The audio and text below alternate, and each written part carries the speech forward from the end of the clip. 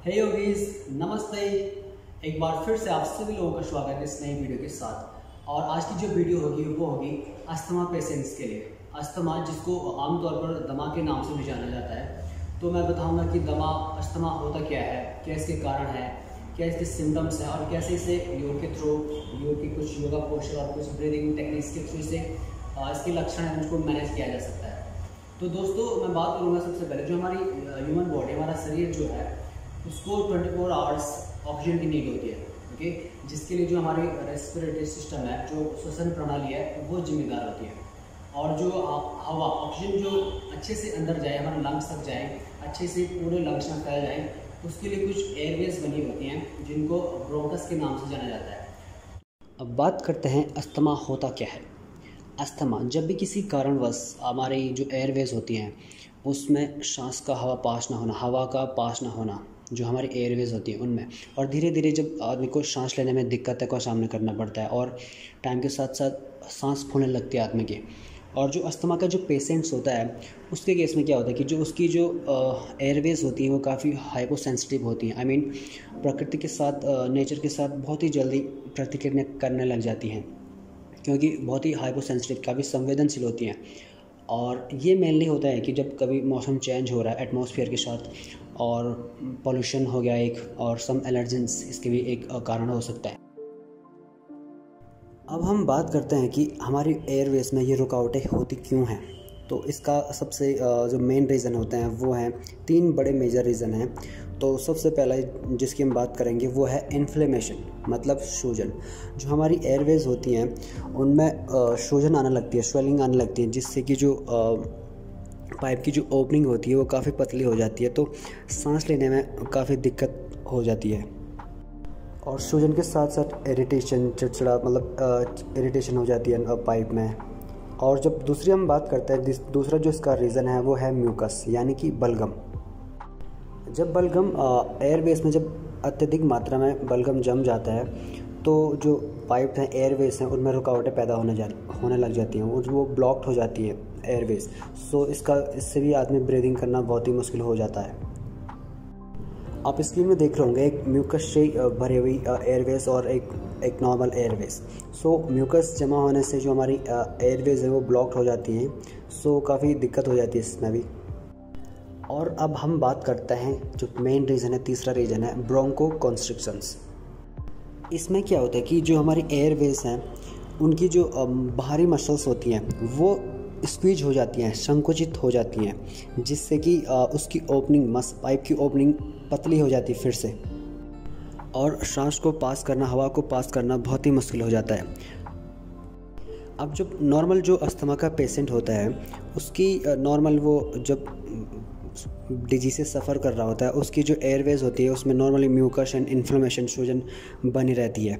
But जब ये Bronco constrictions की स्थिति आ जाती है, जब कंडीशन आ जाती है, जब मसल्स स्क्वीज होने लगती है अंदर से, तब आदमी को अटैक आना शुरू हो जाता है। अटैक, अस्थमा का जो अटैक, जो दौरा पड़ता है वो हो जाता है। इस कंडीशन में आदमी ब्रीथ बिल्कुल भी नहीं कर सकता है। और उसके बाद इससे रिलीफ पाने के लिए नॉर्मली डॉक्टर लोग सजेस्ट करते हैं, लोग इन्हेलर का इस्तेमाल करते हैं। जो इन्हेलर हम यूज करते हैं वो क्या करता है कि हमारे जो एयरवेज होती है उनकी जो सूजन, जो म्यूकस, उनको रिलीव करा देती है। इसीलिए लोग इन्हेलर का इस्तेमाल करते हैं। इसके जो कारण हैं वो है सबसे पहले जेनेटिक्स, यानी कि आनुवंशिकता। किसी की फैमिली, जैसे कि फैमिली में किसी को अस्थमा हो पहले से, और उसके कारण चलते हुए फैमिली मेम्बर्स को भी अस्थमा होता है। So one of the major reason. Second है पॉल्यूशन, यानी कि अत्यधिक पॉल्यूशन। अस्थमा पेशेंट के लिए बिल्कुल भी शहर एक अच्छी जगह नहीं है जहाँ बहुत सारा पॉल्यूशन, हवा, प्रदूषित हवा, जो कि बहुत ही ट्रिगर करेगा अस्थमा को। और थर्ड वन है मोस्ट इम्पॉर्टेंट, डस्ट। ये क्योंकि घर से ही शुरू होती है, अपने घर से, अपने आंगन में जो पिलो होता है, बेड शीट वगैरह जो भी है, उसमें जो डस्ट जमा होता है उसके धूल का one of the major reason. And fourth one जो इसको ट्रिगर करने वाली चीज़ें हैं वो स्मोकिंग, जो कि इसको बहुत ज़्यादा ट्रिगर करती है, मतलब ज़्यादा ही इंक्रीज़ करते हैं। और सब कभी कभी कोई तो ये पेट्स के द्वारा, जो हमारे घर में पालतू जानवर होते हैं, उनके संपर्क में भी आने से ये थोड़ा ट्रिगर हो जाता है। और जो bacterias, viruses and all, last reason. So दोस्तों अब हम प्रैक्टिस करेंगे कुछ yogasana, basic yoga postures and कुछ ब्रीदिंग टेक्निक्स हम फॉलो करेंगे। और अस्थमा के जो लक्षण है उसको मैनेज करने के लिए हम अपने जो हमारा जो अनाहत चक्र है उसको हम टारगेट करने वाला है। अनाहत चक्र को हम एक्टिव करने की कोशिश करेंगे और जो इस चक्र को एक्टिव करने के लिए हम कुछ बेसिक से पोस्चर करेंगे जो हमारी चेस्ट को इफेक्ट करेंगी। अगर हमारी चेस्ट अच्छे से ओपन, अगर पूरे चेस्ट ओपन हो रही है, ब्रीथ प्रॉपर हो रही है, तो ऑब्वियसली हमारी लंग्स कैपेसिटी बढ़ेगी। सो हम फोकस करेंगे चेस्ट ओपनिंग पे। तो सबसे पहले जो बेसिक पोस्चर है वो है आपको सिंपल से क्रॉस लेग पोस्चर में बैठ जाना है। अगर आप कंफर्टेबल नहीं है अर्ध पद्मासन में, आप सिंपल से क्रॉस लेग भी बैठ सकते हैं ऐसे करके। अगर आप कंफर्टेबल हैं, किसी भी कंफर्टेबल पोस्चर में बैठ जाइए और दोनों हाथों की हथेलियाँ अपने हिप्स के पीछे, अपनी जो हिप्स हैं उसके पीछे। इनहेल के साथ आपको आपकी चेस्ट को लिफ्ट करना है and chin up, exhale down. Inhale के साथ अगेन चेस्ट चिन अप। अपनी चेस्ट को जितना ओपन कर सकते पूरा ओपन करना है। Exhale down, inhale, exhale. ये पोस्चर आपको, ये ब्रेथ आपको मिनिमम 15 से 20 बार रेपिटेशन में लानी है। लास्ट में आपको पूरा चेस्ट ओपन करके पूरी पोस्चर को होल्ड करना है। Just breath should be normal and deep. Okay, second जो हम प्रैक्टिस करने वाले हैं उसके लिए सबसे पहले हमें पेट के बल ज़मीन पर लेट जाना है और अपने दोनों हाथों को पीछे, अपने बैक के पीछे, और अपने जो फिंगर्स हैं उनको इंटरलॉक करके इनहेल के साथ सांस को भरते हुए अपनी अपर बॉडी को पूरा उठा देना है, जितना आप उठा सकते हो। और आपके जो शोल्डर होंगे वो पूरे स्ट्रेच होंगे और legs should be flat. Inhale, exhale down. Again inhale deeply. Inhale के साथ पूरा ऊपर चेस्ट उठा के आपकी चेस्ट को फुल्ली ओपन करना है एंड एक्सेल डाउन। ये चीज़ आपको 8 से 10 बार फॉलो करनी है। और लास्ट वाला जो होगा उसमें होल्ड के साथ इनहेल करना है, पोस्चर को होल्ड करना है, नॉर्मल ब्रीदिंग करनी है। देन रिलैक्स योरसेल्फ और फिर धीरे से चेस्ट को ओपन कोबरा पोस्चर में आकर एंड धीरे से एक्सेल के साथ आपको शशांक आसन यानी कि चाइल्ड पोस्चर में रिलैक्स कर देना है और अपनी बैक को लेंथन करके रिलैक्स योर बैक। नेक्स्ट जो हम प्रैक्टिस करेंगे वो करेंगे सेतु बंधासन यानी कि ब्रेस्ट पोस्चर। इसको करने के लिए हमको अपने पीठ के बल लेटना है और नी को बेंड करते हुए अपना जो पेल्विस एरिया है उसे इनहेल के साथ ऊपर उठाना है। Inhale up, exhale down. अगर आप कंफर्टेबल हैं आप अपने एंकल जॉइंट्स को भी पकड़ सकते हो, आपके जो टखने होते हैं।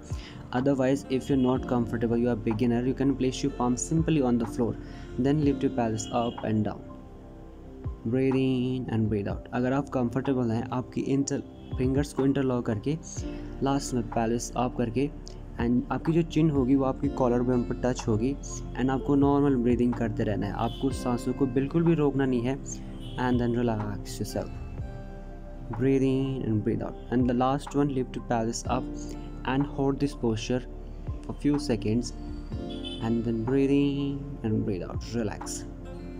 So दोस्तों अब हम ये थे कुछ बेसिक से योगासना, 2 से 3 आसना जो कि काफ़ी इफेक्टिव होंगे। अगर आप ये आसना बहुत ही ईजी है, कोई भी इसे फॉलो कर सकते हैं, बिगिनर भी। अगर आप इसको इन आसना को अगर अच्छे से फॉलो कर सके, दिन में खाली पेट करें, ओके, सुबह अगर करेंगे तो वो ज़्यादा बेनिफिशियल होगा। तो मैं ये बोलूँगा कि ये जो पोस्चर्स है, जो 3 आसना मैंने बताए हैं, आपको मिनिमम 8 से 10 बार रेपिटेशन करना है। एवरी पोस्चर 8 से 10 बार आपको रेपिटेशन करना है और डेली बेसिस पे अगर मैं बोलूँगा तो मिनिमम हफ्ते में 5 से 6 दिन आपको फॉलो करना ही करना है। ओके, सो अब हम बात करेंगे कुछ ब्रीदिंग टेक्निक्स की। सो ब्रीदिंग टेक्निक्स में सबसे पहले हम प्रैक्टिस करेंगे कपालभाति क्रिया की। सो कपालभाति क्रिया कैसे करनी है वो मैंने एक सेपरेट वीडियो बनाई है, how to do kapalbhati in correctly. आप उस वीडियो का लिंक मैं डिस्क्रिप्शन में दे दूंगा, तो आप वहाँ पे चेक करिए और अच्छे से कपालभाति को फॉलो करें। तो यहाँ पे मैं खाली 1 से 5 राउंड में आपको बताने जा रहा हूँ बस कैसे करना है।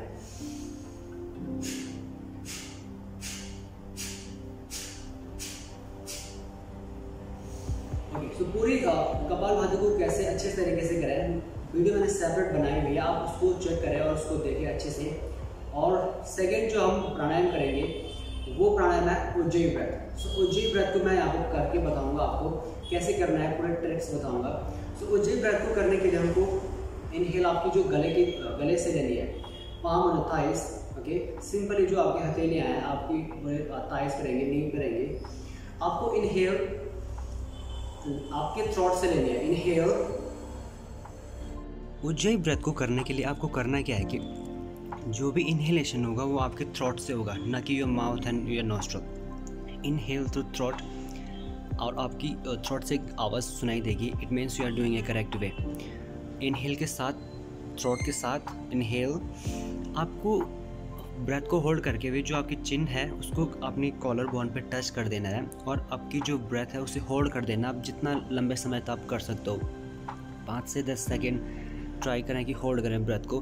देन बिना ब्रीद इन ब्रीद आउट करे हुए ओनली हेड अप करके exhale through left nostril, close your right nostril and exhale through left. So एक बार फिर से बता देता हूँ आपको, इनहेल आपके थ्रोट से होगी और आपके गले से एक आवाज़ आएगी वेव की तरह।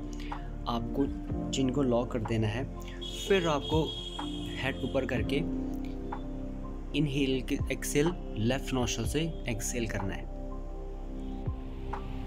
ओके, तो दोस्तों ये था उज्जयी ब्रेथ को कैसे करें। और प्राणायाम करें ना करें, आपको जो आसन, अगर आसन करने का टाइम नहीं मिलता आपको, तो ये उज्जयी ब्रेथ जरूर फॉलो करें। ये काफ़ी बेनिफिशियल है अस्थमा के लोगों के लिए।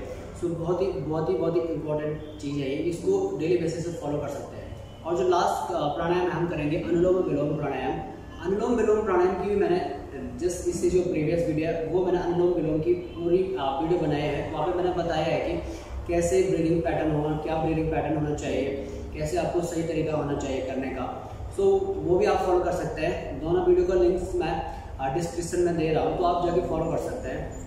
और दोस्तों आप यही बोलूँगा कि आप डेली बेसिस पे फॉलो करें इन चीज़ों को, तभी आपके बेनिफिशियल्स होंगे इस चीज़ के।